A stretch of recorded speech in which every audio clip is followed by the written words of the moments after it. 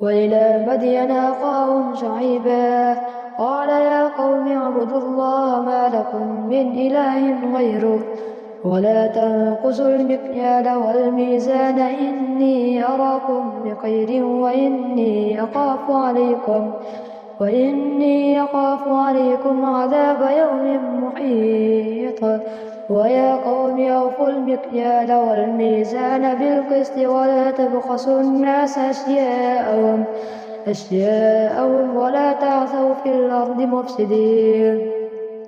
بقية الله خير لكم إن كنتم مؤمنين وما أنا عليكم بحفيظ. قالوا يا شعيب وصلاتك تأمرك أن نترك ما يعبد آباؤنا أو أن نفعل في أموالنا ما نشاء إنك لأنت الحليم الرشيد. قال يا قوم أرأيتم إن كنت على بينة من ربي ورزقني منه رزقا حسنا وما أريد أن أخالفكم إلى ما أنهاكم عنه إن أريد إلا الإصلاح ما استطعت وما توفيقي إلا بالله عليه توكلت وإليه أنيب. ويا قوم لا يجرمنكم شقاقي أن يصيبكم مثل ما أصاب قوم نوح أو قوم هود أو قوم صالح وما قوم لوط منكم ببعيد. واستغفروا ربكم ثم توبوا إليه إن ربي رحيم ودود. قالوا يا شعيب ما نفقه كثيرا مما تقول وإنا لنراك فينا ضعيفا ولولا رهتك لرجمناك وما أنت علينا بعزيز. قال يا قوم أرهتي أعز عليكم من الله فاتخذتموه وراءكم ظهريا إن ربي بما تعملون محيط. ويا قوم اعملوا على مكانتكم إني عامل سوف تعلمون من يأتيه عذاب يخزيه ومن هو كاذب وارتقبوا إني معكم رقيب. ولما جاء أمرنا نجينا شعيبا والذين آمنوا معه برحمة منا وأخذت الذين ظلموا الصيحة فأصبحوا في ديارهم جاثمين كأن لم يغنوا فيها ألا بعدا لمدين كما بعدت ثمود.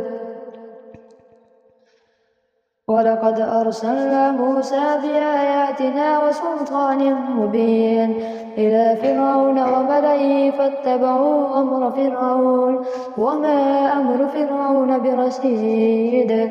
يقدم قومه يوم القيامة فأوردهم النار وبئس الورد المورود واتبعوا في هذه لعنة ويوم القيامة بئس الرفد المرفود. ذلك من أنباء القرى نقصه عليك منها قائم وحصيد. وما ظلمناهم ولكن ظلموا أنفسهم فما أغنت عنهم آلهتهم التي يدعون من دون الله من شيء لما جاء أمر ربك وما زادوهم غير تتبيب. وكذلك أخذ ربك إذا أخذ القرى وهي ظالمة إن أخذه عليم شديد.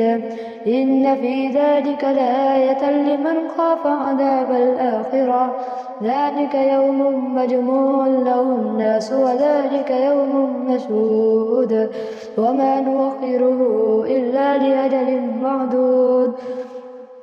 يوم يأتي لا تكلم نفس إلا بإذنه فمنهم شقي وسعيد فأما الذين شقوا ففي النار لهم فيها زفير وشهيق خالدين فيها ما دامت السماوات والأرض إلا ما شاء ربك إن ربك فعال لما يريد وأما الذين سعدوا ففي الجنة خالدين فيها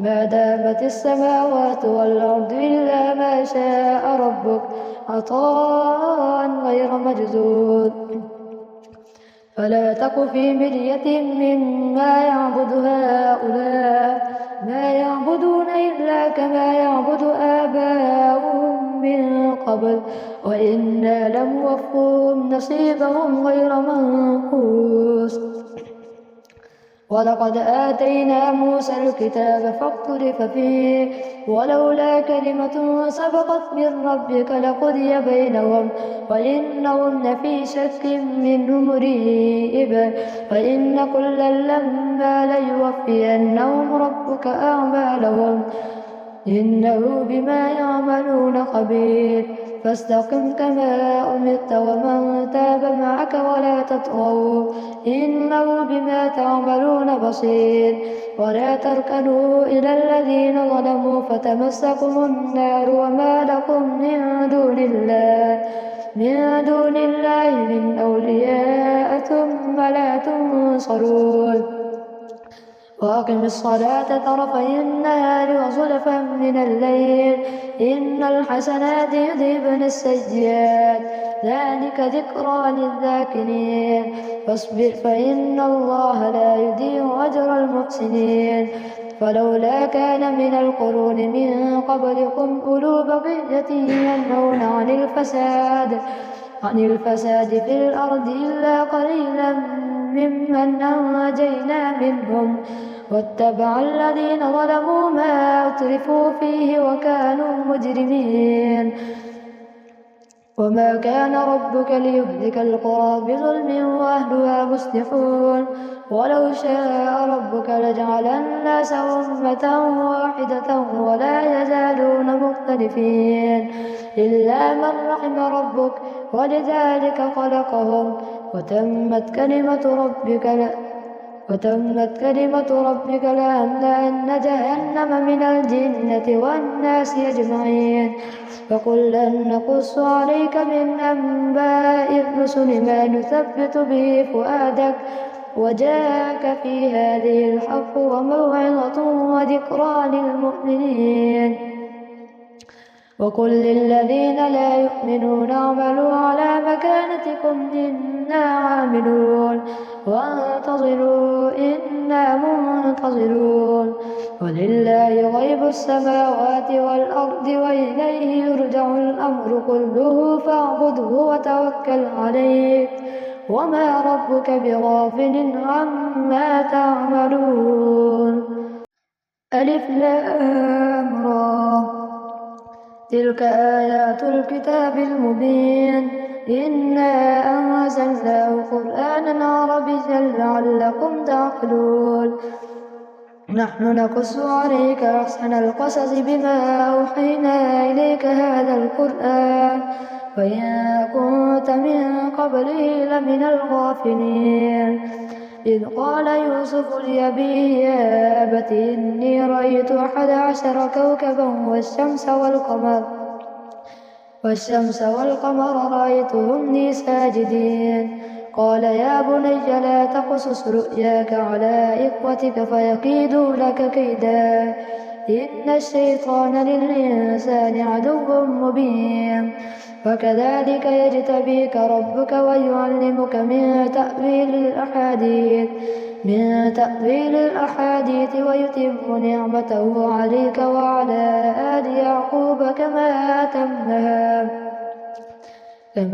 أتمها على أبويك من قبل إبراهيم وإسحاق إن ربك عليم حكيم لقد كان في يوسف وإخوته آيات للسائلين إذ قالوا ليوسف وأخوه أحب إلى أبينا منا ونحن عصبة إن أبانا لفي ضلال مبين اقتلوا يوسف أو اطرحوه أرضا يخل لكم وجه أبيكم وتكونوا من بعده قوما صالحين. قال قائل منهم لا تقتلوا يوسف وألقوه في غيابة الجب يلتقطه بعض السيارة إن كنتم فاعلين. قالوا يا أبانا ما لك لا تأمنا على يوسف وإنا له لناصحون أرسله معنا غدا يرتع ويلعب وإنا له لحافظون. قال إني ليحزنني أن تذهبوا به وأخاف أن يأكله الذئب وأنتم عنه غافلون.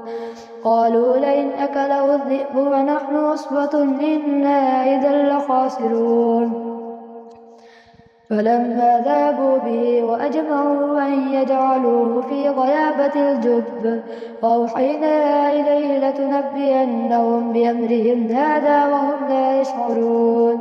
وجاءوا أباهم عشاء يبكون قالوا يا أبانا إنا ذهبنا نستبق وتركنا يوسف عند متاعنا فأكله الذئب وما أنت بمؤمن لنا ولو كنا صادقين.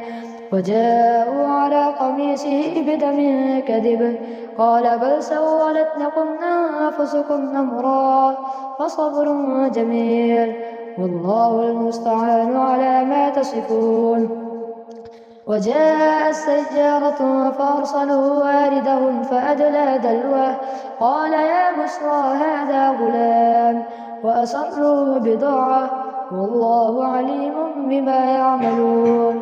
فشروه بثمن بخس دراهم معدودة وكانوا فيه من الزاهدين. وقال الذي اشتراه من مصر لامرأته يكرمي مثواه عسى أن ينفعنا أو نتخذه ولدا وكذلك مكنا ليوسف في الأرض ولنعلمه من تأويل الأحاديث والله غالب على أمره ولكن أكثر الناس لا يعلمون. ولما بلغ أشده آتيناه حكما وعلما وكذلك نجزي المحسنين.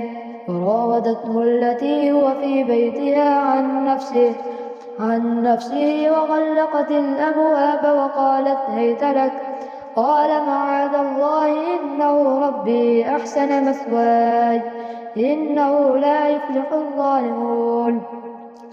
ولقد همت به وهم بها لولا أن رأى برهان ربه كذلك لنصرف عنه السوء والفحشاء إنه من عبادنا المخلصين. واستبق الباب وقدت قميصه من دبر وألف يا سيدها لدى الباب قالت ما جزاء من أراد بأهلك سوءا إلا أن يسجن أو عذاب أليم. قال هي راودتني عن نفسي وشهد شاهد من أهلها إن كان قميصه قد من قبل فصدقت وهو من الكاذبين وإن كان قميصه قد من دبر فكذبت وهو من الصادقين. فلما رأى قميصه قد من دبر قال إنه من كيدكن إن كيدكن عظيم. يوسف أعرض عن هذا واستغفري لذنبك إنك كنت من الخاطئين. وقال نسوة في المدينة امرأة العزيز تراود فتاها عن نفسه قد شغفها حبا إنا لنراها في ضلال مبين. فلما سمعت بمكرهن أرسلت إليهن وأعتدت لهن متكئا وآتت كل واحدة منهن سكينا وقالت اخرج عليهن. فلما رأينه أكبرنه وقطعن أيديهن وقلن حاش لله ما هذا بشرا إن هذا إلا ملك كريم. قالت فذلكن الذي لمتنني فيه ولقد راودته عن نفسه فاستعصم ولئن لم يفعل ما آمره ليسجنن وليكون من الصاغرين. قال رب السجن أحب إلي مما يدعونني إليه فإلا تصرف عني كيدهن أصب إليهن وأكن من الجاهلين. فاستجاب له ربه فصرف عنه كيدهن إنه هو السميع العليم. ثم بدا لهم من بعد ما رأوا الآيات ليسجننه حتى حين. ودخل معه السجن فتيان قال أحدهما إني أراني أعصر خمرا وقال الآخر إني أراني أحمل فوق رأسي خبزا تأكل الطير منه نبئنا بتأويله إنا نراك من المحسنين. قال لا يأتيكما طعام ترزقانه إلا نبأتكما بتأويله قبل أن يأتيكما ذلكما مما علمني ربي إني تركت ملة قوم لا يؤمنون بالله وهم بالآخرة هم كافرون واتبعت ملة آبائي إبراهيم وإسحاق ويعقوب ما كان لنا أن نشرك بالله من شيء ذلك من فضل الله علينا وعلى الناس ولكن أكثر الناس لا يشكرون. يا صاحبي السجن أأرباب متفرقون خير أم الله الواحد القهار ما تعبدون من دونه إلا أسماء سميتموها أنتم وآباؤكم ما أنزل الله بها من سلطان إن الحكم إلا لله أمر أن لا تعبدوا إلا إياه ذلك الدين القيم ولكن أكثر الناس لا يعلمون.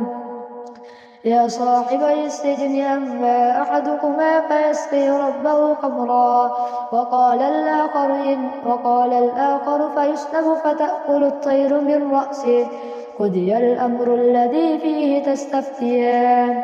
وقال للذي ظن أنه ناج منه اذكرني عند ربك.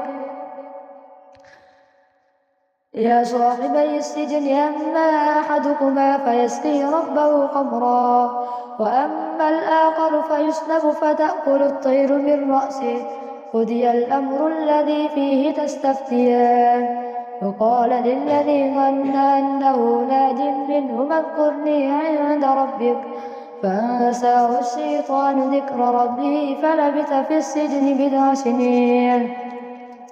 فقال الملك إني أرى 7 بقرات سمان يأكلهن 7 عجاف و7 سنبلات خضر وأخرى يابسات يا أيها الملأ وافتوني في رؤياي إن كنتم للرؤيا تعبرون.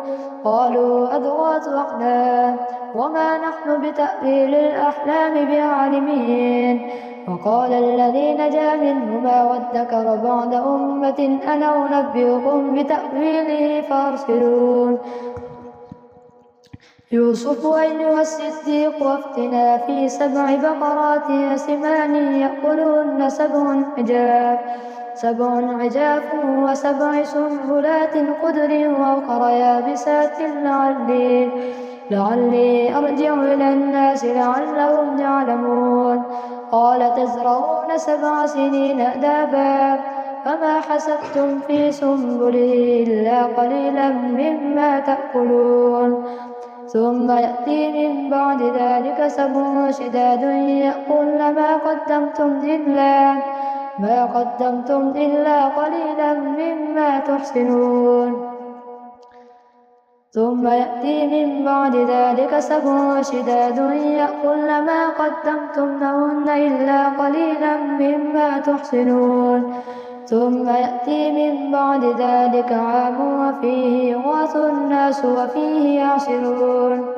وقال الملك ائتوني به فلما جاءه الرسول قال ارجع إلى ربك فاسألهما بال النسوة اللاتي قطعن أيديهن إن ربي بكيدهن عليم. قال ما خطبكن إذ راوتن يوسف عن نفسه قلن حاش لله ما علمنا عليه من سوء. قالت امرأة العزيز الآن حصحص الحق أنا راودته عن نفسه وإنه لمن الصادقين. ذلك ليعلم أني لم أخنه بالغيب وأن الله لا